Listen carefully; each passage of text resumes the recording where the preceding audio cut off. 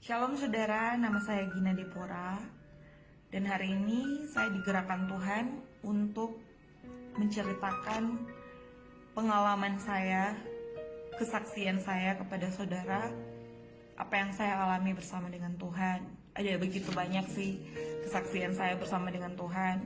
Dan mungkin saya akan bagikan kesaksian saya di video-video yang lain.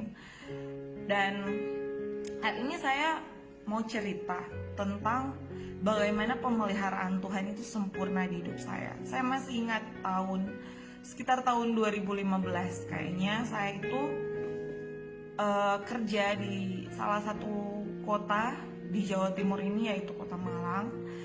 Di sana itu saya kerja sebagai seorang trainer. Jadi saya di training di perusahaan, di salah satu perusahaan dan yang ada di Kota Malang. Nah, di Kota Malang itulah bagaimana saya mengalami didikan Tuhan. Saya mengalami yang namanya proses Tuhan luar biasa dalam hidup saya. Dan di sana itu saya mengenal Tuhan benar-benar bahwa Tuhan itu adalah sebagai papa saya. Tuhan itu sebagai Bapa. Waktu itu saya masih ingat, 1 bulan saya kerja, sebelumnya pekerjaan itu saya dapat benar-benar saya minta dari Tuhan. Jadi saya bekerja bukan asal-asalan. Setelah saya selesai studi S1 di Fakultas Ekonomi, saya mendapatkan pekerjaan itu. Dan singkat ceritanya saya dikirim dari kota Manado, saya dikirim di Kota Malang itu untuk belajar di sana, bekerja sambil belajar, jadi di training di sana. Waktu saya pindah dari Kota Manado ke Kota Malang, saya hanya bawa uang sekedarnya. Waktu di sana saya memang sudah bertekad, Tuhan, kalau Tuhan yang bawa saya ke kota ini, saya nggak mau harapkan siapapun, saya nggak mau andalkan siapapun, dan saya mau jalan sama Tuhan. Saya mulai bekerja seperti biasa. Awalnya pekerjaan saya hanya sebagai tukang sapu, bersih-bersih, sampai akhirnya saya jadi kasir, saya jadi pemegang shift waktu itu. Saya mengerti bahwa apa yang saya lakukan dari Tuhan, dan saya komit bahwa saya nggak mau hidup bergantung kepada siapapun di dunia ini. Saya mau benar-benar menjalani kehidupan saya hanya dengan Tuhan. Nah, saudara tahu, ketika saya di Kota Malang, saya bekerja. Awalnya pekerjaan saya disuruh sebagai tukang sapu, tukang bersih-bersih tempat, karena saya bekerja di Indomaret. Dan di Indomaret itu, di sana karena masih training, jadi kami harus melakukan segala sesuatu yang dari nol, dari bawah istilahnya. Dan saya melakukan dengan segenap hati dan segenap cinta saya, karena saya tahu saya ini lagi bekerja bukan untuk perusahaan. Saya tahu pekerjaan itu dari Tuhan dan saya melakukannya untuk Tuhan. Nah, saat saya bekerja, 1 bulan berlalu, pekerjaan yang awalnya rasanya sangat sangat nggak sebanding seorang sarjana kemudian kerja di tempat seperti itu.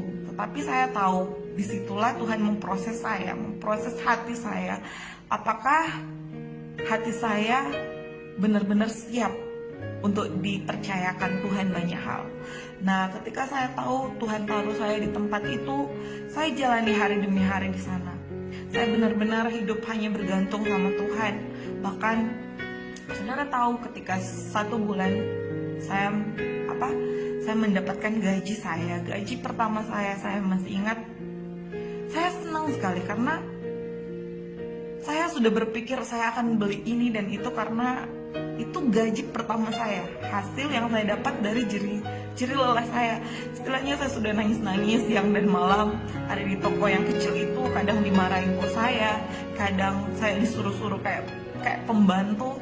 Tetapi waktu saya tahu saya akan dapat gaji pertama, saya sangat senang karena saya pikir saya akan jalan-jalan, saya akan beli ini dan itu. Tapi apa yang terjadi? Waktu itu di hati saya, Tuhan taruh bahwa gaji pertamamu kamu harus serahkan kepada gembalamu sebagai ulu hasil.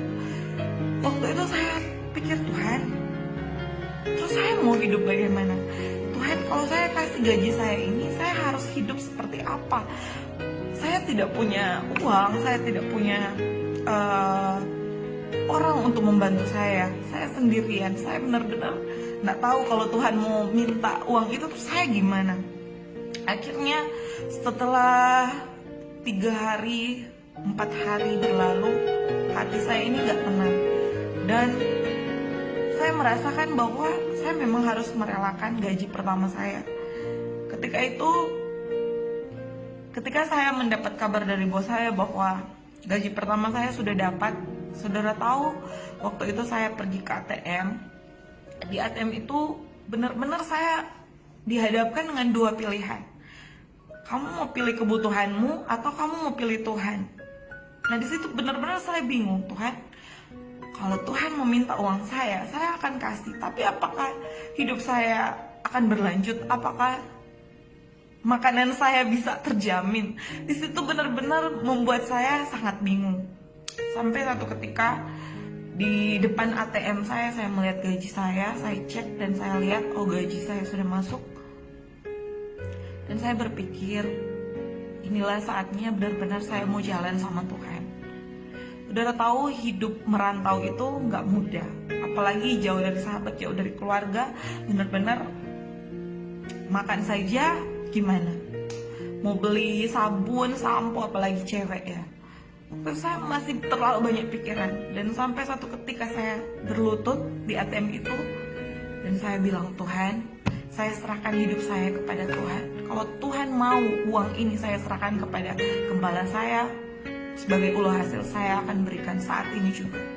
Dan apa yang saya lakukan, semua uang yang ada di ATM itu saya transfer ke rekening gembala saya. Kemudian apa yang terjadi ketika saya memberanikan hidup saya untuk meletakkan gaji pertama saya itu dan saya berikan kepada Tuhan. Esok harinya saya bangun dengan pertanyaan, apakah hari ini saya bisa makan Tuhan? Apakah hari ini saya bisa beli jajanan? Apakah hari ini saya bisa ke gereja dan memberikan persembahan? Itu setiap hari saya bangun pagi dan saya bertanya-tanya sama Tuhan, apakah Tuhan, apakah hari ini saya bisa makan dan lain sebagainya? Apakah hari ini saya punya uang untuk jajan? Dan ketika saya lihat dompet saya, lihat ATM saya, ternyata saya tidak punya uang. Selama 1 bulan saya berpikir, apakah saya masih bisa bertahan hidup di kota ini? Dan apa yang terjadi? Ternyata pikiran saya berbeda dengan pikiran Tuhan. Ternyata semua yang saya takutkan, semua yang saya pertanyakan kepada Tuhan, tidak seharusnya saya pertanyakan. Kenapa saya berkata seperti itu? Karena ternyata saya sedang mempertanyakan kuasa Tuhan. Karena ternyata saya sedang menghina Tuhan yang mampu untuk melakukan segala sesuatu. Saya baru menyadarinya ketika saya mengalami bagaimana penyertaan Tuhan itu sempurna. Selama 1 bulan penuh, saya mengalami yang namanya Tuhan kasih makan, Tuhan kirim orang kasih uang, Tuhan kirim orang kasih saya jajan. Itu dengan cara yang ajaib dan orang-orang yang tidak saya kenal. Nah, contohnya ketika saya bangun pagi, saya pergi ke tempat kerja saya, dan saya pengen banget minum susu waktu itu. Saya pengen jajan, dan saya bilang dalam hati saya, Tuhan, saya pengen jajan, tapi saya nggak punya uang. Tuhan menyuruh saya waktu itu, coba kamu keluar dari toko dan kamu pergi ke warung sebelah. Saya berkata, Tuhan, saya mau ngapain di warung sebelah? Saya nggak punya uang. Tuhan bilang, pergi saja ke warung itu dan kamu duduk di situ. Nah, saya pergi ke situ, saya duduk di situ sambil ketawa dalam hati, Tuhan ini bercanda. Masa saya nggak punya uang disuruh duduk di sini? Dan ketika saya duduk, tiba-tiba ada seorang datang menghampiri saya dan berkata kepada ibu yang jualan, Bu, tolong pesan susu 1 sama kue 1. Dan tahukah saudara apa yang terjadi? Ternyata susu sama kue yang dipesan tadi itu bukan buat dia, tapi buat saya. Ketika itu dia menyodorkan susu itu dan berkata, ini buat kamu. Orang yang tidak saya kenal, dan saya bilang, kenapa ini buat saya? Iya, ini buat kamu, saya bayarin buat kamu. Dan disitulah saya benar-benar terpesona dengan cara Tuhan memperhatikan saya. Saudara, saya minum susu itu sambil nangis. Saya minum susu itu di dalam hati saya sambil saya tersenyum. Saya bilang, wow, susu saja Tuhan perhatikan, berarti makan malam saya, makan siang saya, otomatis Tuhan akan perhatikan dong. Dan saya pulang ke tempat kerja saya lagi, saya bekerja seperti semula. Tiba-tiba waktu saya lapar, perut saya lapar, tiba-tiba ada seorang yang datang. Dia hanya tukang parkir biasa, tetapi nggak tahu kenapa saya nggak pengumuman ke siapa-siapa bahwa saya butuh makan. Tapi tiba-tiba dia datang dan dia membawa sekotak makanan, nasi ayam Padang. Saya masih ingat sampai hari ini. Dan nasi ayam itu dia lakukan, dia memberi saya makan setiap hari, setiap siang dan setiap malam. Dan saya nggak pernah bilang-bilang ke dia, ke siapapun bahwa saya butuh makan. Tetapi saya tahu itu adalah bukti dari penyertaan Tuhan. Saya tahu itu kiriman ayam yang dari surga buat saya. Dan saya makan sambil saya nangis di gudang saya, di gudang waktu itu di toko. Saya bilang, Tuhan, saya bisa makan hari ini saja, itu saya sudah mengucap syukur banget. Saya sudah makan sambil hati ini sudah kayak berbunga-bunga. Saya benar-benar mengenal bahwa Tuhan itu siapa? Tuhan itu papa saya. Tuhan itu adalah bapa saya, bapa yang gak akan biarkan anak-anaknya menderita. Bahkan bapa yang akan memberikan apa yang dikehendaki, apa yang diinginkan hati anaknya. Hari ini saya ngerti bahwa orang-orang yang butuh makan itu, ketika dia dapat mujizat makan, dia akan sangat bersyukur dan dia akan menikmati makanan itu.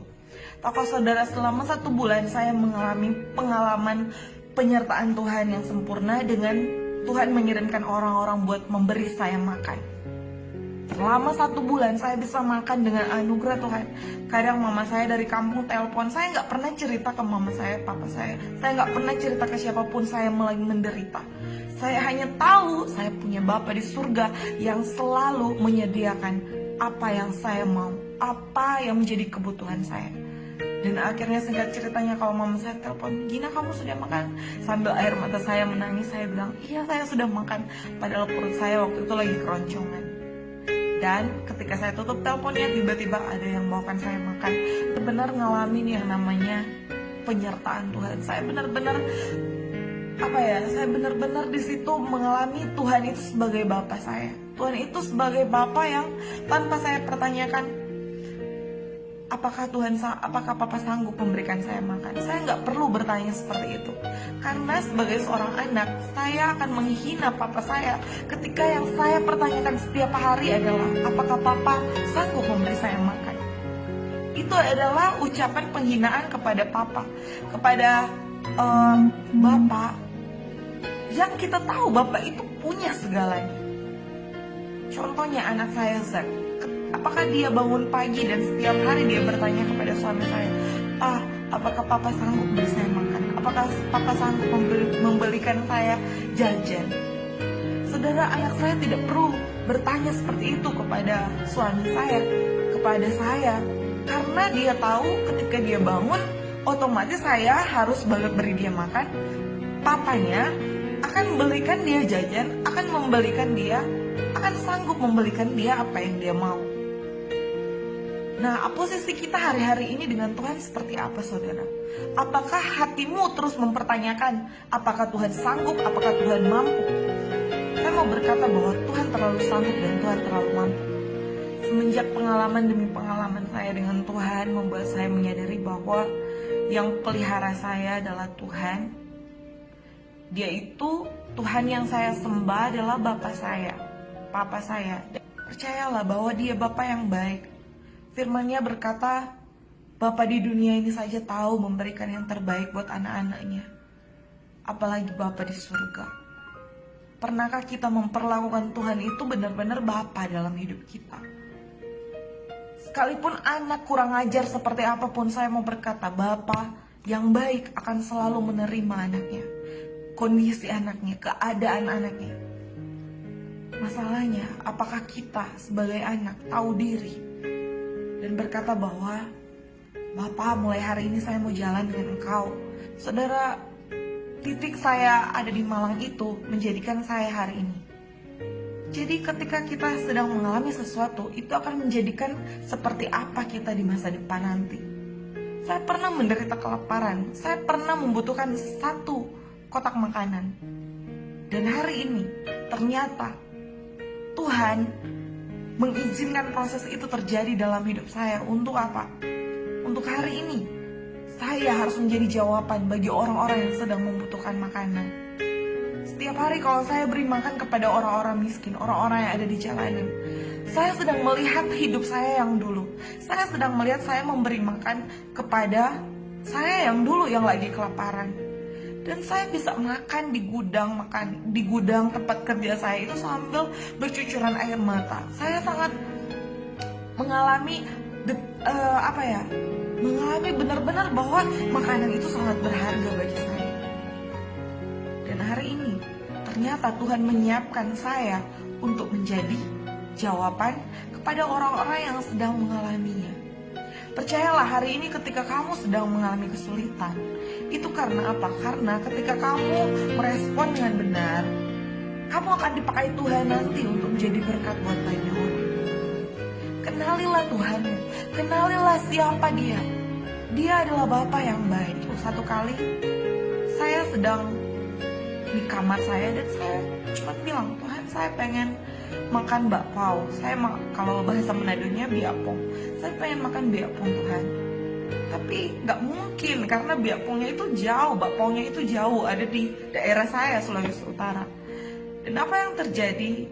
Tiba-tiba saya hanya bilang begitu sama Tuhan. Tiba-tiba ada orang ketuk pintu. Dan ketika saya buka pintunya, dan ternyata ada orang bawakan saya satu bungkus makanan. Saya belum buka itu dan saya bertanya, ini apa? Katanya bakpao.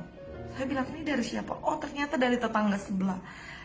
Saya bertanya kepada tetangga kami yang di sebelah, terima kasih ya, tapi kalau boleh tahu kenapa memberikan bakpao?